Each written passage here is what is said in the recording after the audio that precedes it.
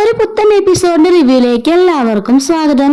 അങ്ങനെ അനിയും വന്നിട്ട് ആദർശനോട് പറയുന്നുണ്ട്, ഏട്ടാ ഈ വാഴക്കല്യാണമൊക്കെ കഴിച്ചാല് ഇങ്ങനെ എന്റെ ദോഷമൊക്കെ തീർന്നേട്ടന് തോന്നുന്നുണ്ടോ? രണ്ട് വിവാഹം എന്നൊക്കെ പറയുമ്പോൾ ആദ്യത്തേത് പിരിയുന്നില്ലതിനർത്ഥം. അങ്ങനെയാണെങ്കിൽ ഈ വിവാഹം നടത്തേണ്ട കാര്യമുണ്ടോ ഏട്ടാ? ഇപ്പോഴേ എല്ലാം പ്രശ്നങ്ങളാ, കണ്ടില്ലേ മുത്തശ്ശൻ സഹിതം ആസ്തിയിലാണ്, എന്തൊക്കെയോ ദുർനിമിത്തങ്ങളാ, പിന്നെ ഏട്ടാ നടത്തുന്ന കാര്യമുണ്ടെന്നൊക്കെ ചോദിക്കുമ്പോൾ ആദർശ് പറയാണ്, നീ എന്തൊക്കെയാ പറയുന്നത്? നാളെ വിവാഹമാണ്, ഇത്ര അടുത്ത് കഴിഞ്ഞിട്ടാണ് നീ ഇങ്ങനെയൊക്കെ പറയുന്നത്. നിന്റെ മനസ്സിൽ നിനക്ക് മായ്ച്ചുകളാ, എല്ലാം പൊരുത്തപ്പെട്ടോളും. ഇവിടെ തന്നെ നയനെ നവ്യം വന്നത് ഒരു താല്പര്യമുള്ളത് വീട്ടിലേക്ക്. എന്നിട്ടിപ്പോ ഞാൻ നയനെ സ്നേഹിക്കുന്നില്ലേ, അഭി നവ്യനെ സ്നേഹിക്കുന്നുണ്ട്, അതുപോലെ എല്ലാം മാറി മറിഞ്ഞോളും. അപ്പോഴേക്കും അനി പറയുന്നുണ്ട്, മരുമക്കള് വന്നപ്പോ തന്നെ വീട്ടിൽ നിന്ന് എല്ലാവരും തമ്മിത്തല്ലും രണ്ട് ഗ്യാങ്ങും ഒക്കെ ആയി. ഇനി മൂന്നാമത്തോളോട് വരുമ്പം എന്ത് പ്രശ്നമാണെന്ന് ആർക്കും പറയാൻ പറ്റില്ല, അവളുടെ സ്വഭാവം വരെ അങ്ങനെയാണെന്നൊക്കെ പറയുന്നുണ്ട്. ആദർശ് പറയാണ്, എന്നിട്ട് ആരും വീടിട്ടൊന്നും പോയില്ലല്ലോ, വിവാഹം കഴിഞ്ഞ ഉടനെ 3 ബ്രാഞ്ച് നിന്നെ ഏൽപ്പിക്കാനാ പോകുന്നത്. അപ്പോഴേക്കും നിനക്ക് ഉത്തരവാദിത്തമൊക്കെ വന്നിട്ട് നീ കുറച്ച് എൻഗേജ് ആവും, മനസ്സിലെ വിഷമങ്ങളൊക്കെ മാറിക്കോളും, അനാമിക നിന്നെ സഹായിക്കാൻ കാണും, അപ്പോഴേക്കും നിന്റെ ലൈഫ് കളർഫുൾ ആകുമെന്ന് ആദർശ് പറയുന്നുണ്ട്.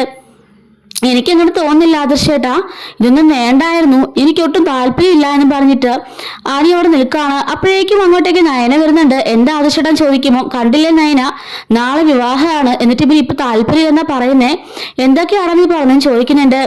നയന പറയാണ്, അനി നീ നിന്റെ താല്പര്യങ്ങൾ മാത്രമേ നോക്കുന്നുള്ളൂ, നിന്നെ മാത്രമേ നീ സ്നേഹിക്കുന്നുള്ളൂ, മനസ്സിലാക്കുന്നുള്ളൂ, മറ്റാരും നീ മനസ്സിലാക്കുന്നില്ല എന്ന് പറയുമ്പം അനി പറയാണ്, ഞാനെല്ലാവരും മനസ്സിലാക്കുന്നുണ്ട് ചേച്ചി, എന്നെയാണ് ആരും മനസ്സിലാക്കാത്തതും സ്നേഹിക്കാത്തതും, എന്റെ താല്പര്യങ്ങൾക്കൂടെ യാതൊരു വിലയും ആരും കൽപ്പിക്കുന്നില്ല എന്നൊക്കെ അനി പറയുന്നുണ്ട്. എന്നിട്ട് അവിടുന്ന് പിണങ്ങി പോവാണ് കേട്ടോ. ഈ നിമിഷവും കൂടി അവൻ ഇങ്ങനെയാ പറഞ്ഞത്, ഇതിലും ഭേദം ഈ വിവാഹം നടത്താതിരിക്കുന്നതായിരുന്നു. ഇവന്റെ മനസ്സിൽ ഇങ്ങനെ വെച്ചുകൊണ്ട് എങ്ങനെ വിവാഹം നടത്തുക എന്നൊക്കെ ആദർശ് ചോദിക്കാണ്. അതൊന്നും സാരില്ലാതെ ചേട്ടാ, അതൊക്കെ മാറിക്കോളും, വിവാഹം കഴിഞ്ഞാൽ എല്ലാ പ്രശ്നങ്ങളും അതോടെ അവസാനിക്കും, എത്രയും പെട്ടെന്ന് വിവാഹം ഒന്ന് കഴിഞ്ഞാൽ മതിയായിരുന്നു, എന്റെ മനസ്സിൽ ആ ഒരു പ്രാർത്ഥനയേ ഉള്ളൂ എന്ന് നയന ആദർശിനോട് പറയുന്നുണ്ട്. എന്താണോ എനിക്ക് അറിഞ്ഞൂടാ, എങ്ങനെയെങ്കിലും നാളെ വിവാഹം ഒന്ന് നടന്നാൽ മതിയായിരുന്നു. ആകെപ്പാടിൽ അസ്വസ്ഥതയാ ഇവന്റെ ഈ ഒരു ബിഹേവിയർ ഒക്കെ കണ്ടിട്ട്. അനാമിക മോള് നല്ല കുട്ടിയാ, അവൾ എത്രയും പെട്ടെന്ന് ഇവനെ കാര്യങ്ങളൊക്കെ പറഞ്ഞ് മനസ്സിലാക്കി എല്ലാം നേരെ കൊണ്ടുവരുമെന്നൊക്കെ ആദർശ് പറയുന്നുണ്ട്. പിന്നെ കാണിക്കുന്നത് അബീനയും ജലജേനയുമാണ് കേട്ടോ. ജലജ എന്നിട്ട് പറയാണ്, നീ ഇങ്ങനെ ഇരുന്നോ, കണ്ടില്ലേ അവിടെ വിവാഹത്തിന്റെ എല്ലാ ഒരുക്കങ്ങളാ, നാളെ വിവാഹമാണ്, അത് മുടക്കാൻ എന്തെങ്കിലും ഒരു പണം നീ നോക്കിയോ എന്ന് ചോദിക്കുന്നുണ്ട്. അഭി ചോദിക്കാണ്, എന്തിനാണ് ഇപ്പൊ വിവാഹം മുടക്കുന്നത് ചോദിക്കാണ്. എടാ ആ പെണ്ണ് മഹാ അഹങ്കാരിയ, അത് മാത്രമല്ല വലിയ കാശുള്ള വീട്ടിലെ പെണ്ണാ, അവളും കൂടി വന്നു കഴിഞ്ഞാൽ ഇവിടുത്തെ അവസ്ഥ എന്താണെന്ന് നിനക്ക് അറിയാവോ, ചിലപ്പോ അവള് കയറി വരുമ്പോൾ നമ്മൾ ഇറങ്ങിപ്പോകുന്ന അവസ്ഥയായിരിക്കും എന്നൊക്കെ പറയുന്നുണ്ട്. അഭി പറയാണ്, അവക്ക് കാശുണ്ടെന്നൊക്കെ പറയുന്നു, ആർക്കറിയാം അതൊക്കെ ഉണ്ടോ എന്ന്. രണ്ടുപേര് ഇവിടെ കാശുള്ളതാന്ന് പറഞ്ഞ് വളഞ്ഞ വഴി സ്വീകരിച്ച് ഇവിടെ കയറി, മൂന്നാമത്തോൾ അങ്ങനെയാണെന്ന് ആർക്കും പറയാൻ സാധിക്കില്ലെന്നൊക്കെ അഭി പറയുന്നുണ്ട്. ഇവിടെയുള്ളവർക്ക് പിന്നെ അതൊന്നും അന്വേഷിക്കേണ്ട കാര്യമൊന്നും ഇല്ലല്ലോ, ഒരാളെ കണ്ടിഷ്ടപ്പെട്ടാ പിന്നെ അവരെ പൂർണ്ണമായിട്ടൊന്ന് വിശ്വസിച്ച് അകത്ത് കയറ്റി വെക്കും, അത് തന്നെയാണല്ലോ ഇവിടുത്തെ എല്ലാവരുടെ സ്വഭാവം എന്നൊക്കെ അഭി പറയുന്നുണ്ട്. അപ്പോഴേക്കും ജലജ പറയാണ്, എന്തൊക്കെയായാലും ഈ വിവാഹം എങ്ങനെ മുടങ്ങണം, അല്ലെങ്കിൽ ഒരു പക്ഷെ നമ്മൾ പുറത്തേക്ക് പോകേണ്ടി വരും, നയനെ നവ്യം പോലെയല്ല വരാൻ പോകുന്നവള്, അവളെ ഞാൻ ശരിക്കും മനസ്സിലാക്കി എന്നൊക്കെ ജലജ പറയുന്നുണ്ട്. എന്റെ പൊന്നമ്മേ, ആ നിർമ്മൽ എന്നെ വിളിച്ചോണ്ടിരിക്ക, അവരിപ്പോ 20 ലക്ഷം രൂപ വേണമെന്നാ പറയുന്നേ, ഞാൻ എവിടെ നിന്നെടുത്തിട്ട് കൊടുക്കാനാ? ജലജ പറയുന്നുണ്ട്. ഓരോന്ന് ഒപ്പിച്ച് നോക്കുമ്പോ ആലോചിക്കണം, എടുത്തു കൊടുക്കണ കുറെ കാശുള്ള നിന്റെ കയ്യില്. എന്റെ അമ്മേ, വെറും 50,000 രൂപ മാസക്കൂലിക്കാരനായി ഞാൻ എവിടെ നിന്നെടുത്തിട്ട് പൈസ കൊടുക്കാനാ അവന്? ആ ഒരു ഓർമ്മ നിനക്ക് നേരത്തെ വേണമായിരുന്നു എന്ന് പറയുന്നുണ്ട് കേട്ടോ ജലജ. എന്നിട്ടിപ്പോ എന്തായി തീരുമാനം ചോദിക്കുമ്പം അഭി പറയുന്നുണ്ട്, അമ്മേ നിർമ്മല് വിവാഹത്തിനൊന്നും പ്രശ്നം ഉണ്ടാക്കുമെന്ന് എനിക്ക് പേടി, അവിടെ കാണാൻ വെച്ച് പ്രശ്നം ഉണ്ടാക്കി എന്റെ പേരെങ്ങാനും പറഞ്ഞ അവൾ ഇങ്ങോട്ടേക്ക് കയറുമ്പോൾ നമ്മൾ അങ്ങോട്ടേക്ക് ഇറങ്ങേണ്ടി വരും, ആ അവസ്ഥ ഉണ്ടാവുന്നൊക്കെ പറഞ്ഞ് അഭി അവിടെ നിന്ന് ഇങ്ങനെ വിഷമിച്ചുകൊണ്ട് അകത്തേക്ക് കയറി പോകുന്നുണ്ട് കേട്ടോ. പിന്നീട് കാണിക്കുന്നത് ആ ഉപേന്ദ്രനെയും സംഘത്തിനെയുമാണ്. അയാൾ അവരോട് പറയുന്നുണ്ട്, ഈ വേണുവിനെ പോലെയല്ല ആ അനന്തപുരിക്കാര്, അവര് മാന്യമാരാ, വിവാഹത്തിനൊന്ന് കയറി ചെന്നിട്ട് അവളുടെ താലിമാലയ്ക്ക് കുത്തിപ്പിടിക്കണം, അവളുടെ കഴുത്തിലെ മാലയും സ്വർണ്ണാഭരണങ്ങൾ വലിച്ചൂരെടുത്തോണ്ട് വരണം എനിക്ക് മടിയില്ല, അങ്ങനെ നമ്മൾ ചെയ്യാണെന്നുണ്ടെങ്കിൽ അവിടെ നിൽക്കുന്ന നമ്മൾ കാശുരങ്ങൾ തീരുമാനമാകും, അതാ ഇനി വേണ്ടത്, അല്ലാതെ എന്നെ പറ്റിക്കാൻ അവൻ നോക്കണ്ട, വേണു കുറെ കാലമായിട്ട് എന്നെയും കുറെ പേര് പറ്റിച്ച് നടക്കാ, ഇനി നടക്കില്ല, ഇപ്പൊ കണ്ടില്ലേ അനന്തപുരിക്കാരൻ പറ്റിച്ച അങ്ങോട്ടേക്ക് മോളെ കെട്ടിച്ചിടുന്നത്, അവന്റെ ഉദ്ദേശം തന്നെ വേറെയാ, ആ അനന്തപുരത്തോടെ അവൻ കുളം തോണ്ടും, അതിനുള്ള ഏർപ്പാടൊക്കെ എന്നൊക്കെ ഉപേന്ദ്രൻ പറയുന്നുണ്ട്. പിന്നീട് കാണിക്കുന്നത് നന്ദുവിനെ വിഷമിച്ചിരിക്കുന്നത് കണ്ടോട്ട് അങ്ങോട്ടേക്ക് അനി വരുന്നുണ്ട്. പെട്ടെന്ന് ചാടി പേടിച്ചുകൊണ്ട് എഴുന്നേക്കാണ് കേട്ടോ. നന്ദു അനി ചോദിക്കാണ്, എന്തിനാ നീ എന്നെ പേടിക്കുന്നേ? എന്താ നന്ദു, എന്താ വിഷമിച്ചും ചോദിക്കാണ്. എന്റെ പൊന്നനി, നീ എന്നെ കാണാനും സംസാരിക്കാനോ വരില്ലേ? നിനക്കറിയാലോ നിന്റെ അമ്മയ്ക്കൊന്നും ഇഷ്ടപ്പെടില്ല, ഇവിടെയുള്ള മറ്റാർക്കും അറിയില്ല. നീ എന്റെ സൗഹൃദത്തെ പ്രണയമായി കണ്ടത് എന്റെ തെറ്റൊന്നുമല്ലല്ലോ. ഏതോ ഒരു നിമിഷം നിനക്ക് പറ്റിപ്പോയ തെറ്റല്ലേ? അതുകൊണ്ട് ദയവ് ചെയ്ത് എന്നോട് മിണ്ടാനൊന്നും വരല്ലേ. നാളെ നിന്റെ വിവാഹമാണ്, ആ ഒരു കാര്യം നിനക്ക് ഓർമ്മ വേണം. എങ്ങനെയെങ്കിലും നിന്റെ വിവാഹം നടക്കണം എന്നൊക്കെ പറയാം കേട്ടോ. അനി പറയാണ്, എനിക്കൊരാഗ്രഹമുണ്ട്. ഞാൻ നിനക്ക് വാങ്ങുന്ന ഒരു സാരി ഇല്ലേ, ആ സാരി എടുത്തിട്ട് വേണം നാളെ നീ വരാന്. അനി, നിനക്കറിയാലോ ഞാൻ സാരി ഒന്നും ഉടുക്കാറില്ല.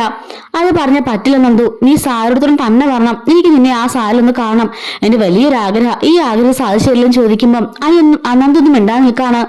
എന്നിട്ട് അനി പറയുന്നുണ്ട്, എനിക്ക് എന്റെ പേരിലേക്കാണ് അടുത്ത 3 ബ്രാഞ്ച് തരാൻ പോകുന്നത്. അങ്ങനെയാണെങ്കിൽ ഞാനുള്ള ബ്രാഞ്ചിൽ നിനക്ക് നല്ല പൊസിഷനിൽ ഒരു ജോലി തരാം. അയ്യോ അനി, അതൊന്നും വേണ്ട. ഈ വിവാഹത്തോടെ നമ്മൾ ഫ്രണ്ട്ഷിപ്പ് അവസാനിപ്പിക്കാൻ നല്ലത്. കാരണം അനാമയ്ക്ക് ഇപ്പൊ തന്നെ നല്ല സംശയം, അനാമയ്ക്ക് അതൊന്നും ഇഷ്ടാവില്ല. അതുകൊണ്ട് ഇവിടെ വെച്ച് നമ്മുടെ ഫ്രണ്ട്ഷിപ്പ് ഒക്കെ ബ്രേക്ക് ചെയ്യണം. നാളെ മുതൽ നമ്മൾ രണ്ടും യാതൊരു പരിചയമുള്ളവരായിരിക്കില്ല എന്നൊക്കെ നന്ദു പറയുന്നുണ്ട്. എന്റെ നന്ദു, നീ ഇങ്ങനെയൊക്കെ പറഞ്ഞു, എനിക്ക് നിന്റെ ഫ്രണ്ട്ഷിപ്പ് എനിക്ക് വലുതാണ്, അതെനിക്ക് അറിയില്ലെന്ന് ചോദിക്കുമ്പോൾ അതിലും വലുതാ നാളെ താലി കെട്ടി കൊണ്ടുവരാൻ പോകുന്ന പെണ്ണ്, അത് നീ മനസ്സിലാക്കണം എന്ന് പറഞ്ഞിട്ട് നന്ദു ഉടന്ന് പോകുന്നുണ്ട്. ഇതെല്ലാം ജാനകി ഉടന്ന് കാണുന്നുണ്ടേ. ജാനകി നേരെ അജയന്റെ അടുത്തേക്ക് വന്നിട്ട് പറയാണ്, നിങ്ങൾ ഇവിടെ കുത്തിപ്പിടിച്ചിരുന്നോ? അല്ല ജാനകി, നാളെ കല്യാണമല്ലേ, ആരെങ്കിലും വിട്ടുപോയിട്ടുണ്ടോന്ന് ഞാൻ നോക്കായിരുന്നു. അവനുണ്ടല്ലോ അനി, അവന്റെ മനസ്സിൽ ഇപ്പോഴും മറ്റവളാ, ആ നന്ദു. നിനക്ക് എന്താ പറ്റിയേ? അവൻ അങ്ങനൊന്നുമില്ല, നാളെ വിവാഹമല്ലേ. അതെ, വിവാഹമായിട്ട് പോലും ഞാനിപ്പോ കണ്ടതാ അവൻ അവളോട് പെടുന്ന സൊള്ളവാ. ആ നായനെയും നവ്യയും അവളുടെ അമ്മയും നന്ദു എല്ലാം പ്ലാൻ ചെയ്തിട്ടാ എങ്ങനെയെങ്കിലും നിന്ന് അവനെ വശത്താക്കി എടുക്കാൻ. എനിക്കാണ് പേടിയാവുന്നു.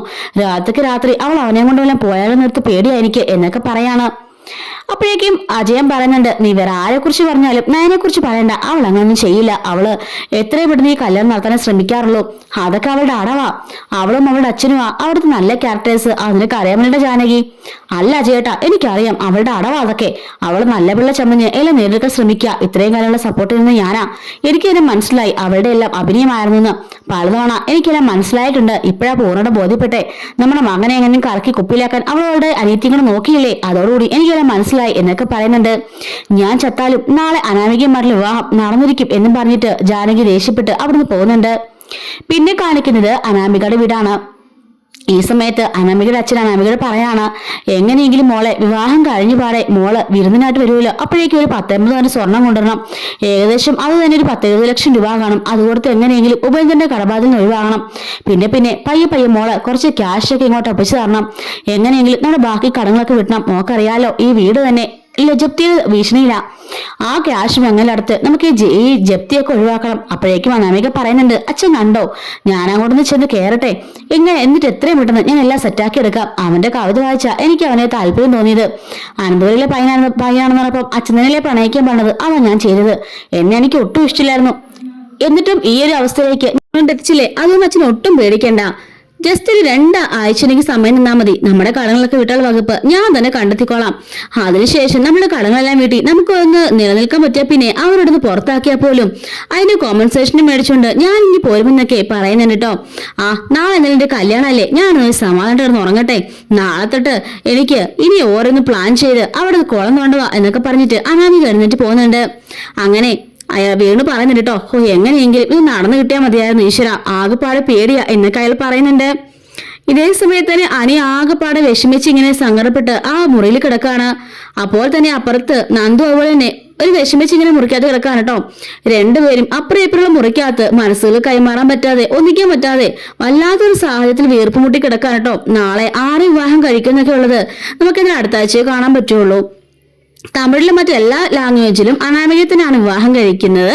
രണ്ടാമത് അനാമിക പിണങ്ങിപ്പോയതിനു ശേഷമാണ് കേട്ടോ നന്ദുവിനെ വിവാഹം കഴിക്കുക. അപ്പോഴേക്കും അവിടെ നന്ദുവിന്റെ ആ ഒരു മനസ്സാക്ഷി വരുന്നുണ്ട്. എന്താ നന്ദു, ആകെപ്പാ ഡിസ്റ്റർബ് ആണല്ലേ, നാളെ അവന്റെ വിവാഹം അത് കാണാനൊക്കെ പറ്റുമെന്ന് ചോദിക്കാണ്. അവൾ പറയുന്നുണ്ട്, ഇല്ല താഴോട്ട് കാണാനുള്ള ശേഷി ഇരിക്കില്ല, അതിനു മുമ്പ് എനിക്ക് പോകണം എന്നൊക്കെ അവൾ പറയുന്നുണ്ട്. പിന്നെ ഞാനൊരു കാര്യം പറഞ്ഞേക്കാം, അവന്റെ 2 വിവാഹമാണെന്നാ പറഞ്ഞത്. ആദ്യത്തെ അനാമികയുടെ സ്വഭാവം നിനക്ക് അറിയാലോ, അവൾ എങ്ങനെയും പിരിഞ്ഞു പോവാണെങ്കിൽ നീ ഞാനീ 2ാമത് വിവാഹം കഴിക്കോ എന്നൊക്കെ ചോദിക്കുന്നുണ്ട്. അങ്ങനെ ഒന്നും മേത്ര അവസ്ഥയിൽ നന്ദോടെ നിൽക്കുന്നതായിട്ട് കാണിക്കുന്നുണ്ട് കേട്ടോ. ഡെയിലി നമ്മള് അപ്കമിംഗ് റിവ്യൂസ് ഒക്കെ അപ്ലോഡ് ചെയ്യുന്നതാണ്. മിസ് ആവാതിരിക്കാൻ ചാനൽ ഇപ്പോൾ സബ്സ്ക്രൈബ് സപ്പോർട്ട് ചെയ്യണേ. Thanks for watching.